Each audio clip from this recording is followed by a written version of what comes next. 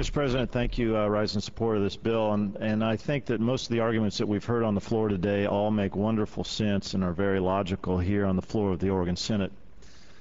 However, very few of them stack up if any of these comments were made in the recovery room to a brand new mother who is trying to choose what is best for their new child.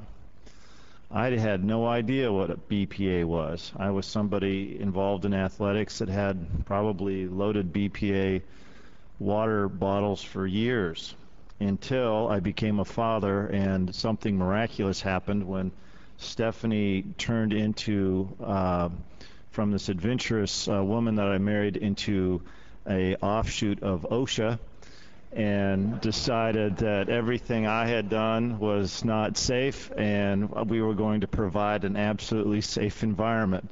And so I went on the absolute hunt to find BPA-free sippy cups and bottles. And if you know the history of my family and our son, you'll know that their health, I never thought I would pay so much attention to health as I have in the last 8 years.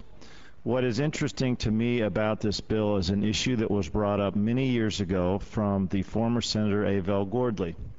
Avel had this bill that a lot of people didn't support, and eventually it was watered down into a task force that rose the question called environmental justice. And the question really is, just to be blunt, do poor people deserve the same environment that people of higher economic status do?